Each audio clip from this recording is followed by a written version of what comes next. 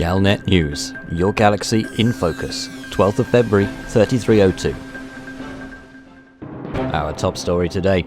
Authorities in the Maya system have reported that Professor Ishmael Palin, the scientist conducting research into the unknown artifacts, has disappeared. The professor recently announced plans to set up an independent research outpost on the planet Maya B1BA, but it has now been confirmed that the ship carrying Palin and his team did not reach its destination. Seneca Tula, a security officer based in Maya, released a brief statement to the media. Professor Palin's ship transmitted a status report not long after it left Obsidian Orbital, but since then no further reports have been received. All attempts to contact the vessel have been unsuccessful.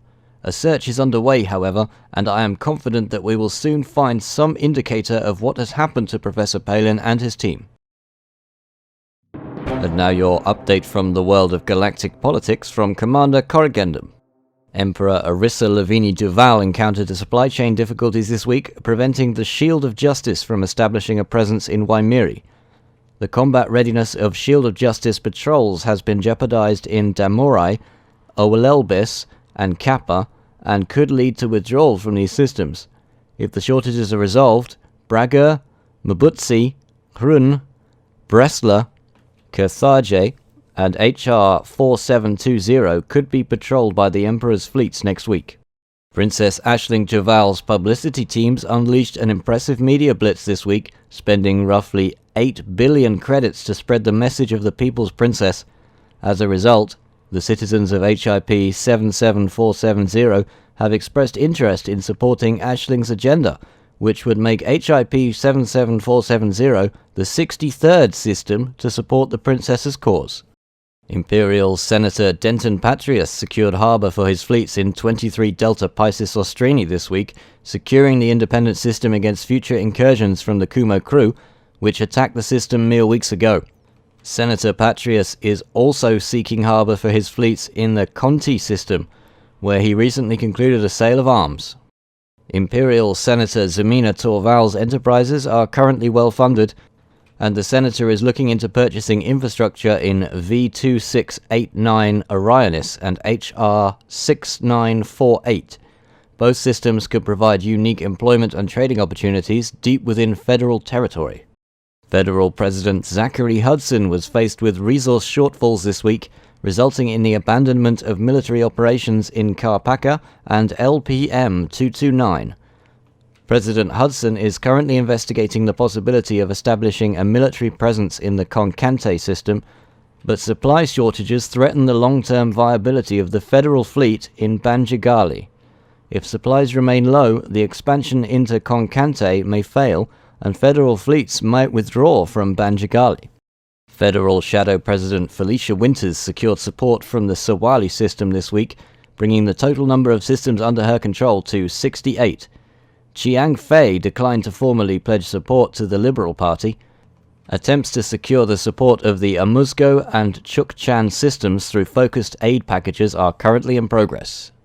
Prime Minister Edmund Marn signed no trade agreements this week as negotiations with delegates from Ross 842 and HIP 55118 failed to produce satisfactory terms for all stakeholders.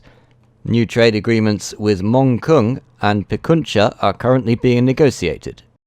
Sirius CEO Lee Yong-rui approved new Sirius franchises in Hildeptu this week, bringing the total number of systems in the Sirius portfolio to 55. Business deals are underway in Polokteri and San, and early negotiations have begun in HIP 2778. Things look good for Sirius. Simguru Pranav Ansal was unable to secure Tyosha and Sukri this week. Violent protests have erupted in HIP 7076 and Gendini as utopian agitators attempt to liberate the system's citizens from the misguided bureaucrats who resist the truth of utopia.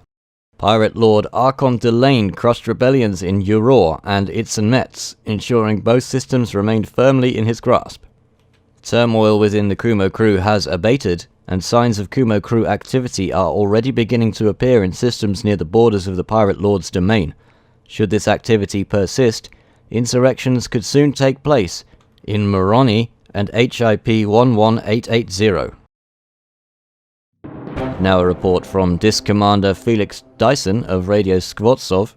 An initiative by the Paladin Consortium to deliver water purifiers to recently liberated Imperial slaves in LFT-37 has been declared a rousing success, due in part to the actions of the Diamond Frogs private security firm.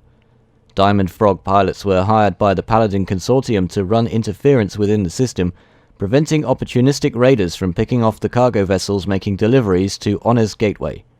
Though there were a few close scrapes, Commander Kermit LeFrog praised the tenacity of his fellow mercenaries and reported that despite the overwhelming hostility of the operational area, none of his pilots lost their cool in the face of adversity. The LHS-2936 Alliance Combine has announced its recent campaign for Osmium has been a success. According to a company spokesperson, the Osmium will be used to create specialist alloys with which to improve the organization's manufacturing facilities, thereby helping the company regain its competitive edge. In a statement, the company's spokesperson thanked those who had responded to the request, saying, "We would like to extend our gratitude to all the pilots who contributed to this campaign by delivering Osmium to our base of operations at Fraser Orbital. The process of manufacturing the specialist alloys needed to improve our manufacturing facilities has now begun. A new era of profitability for the LHS-2936 Alliance Combine lies ahead." That's the Galnet news for today. Tune in next time to keep your galaxy in focus.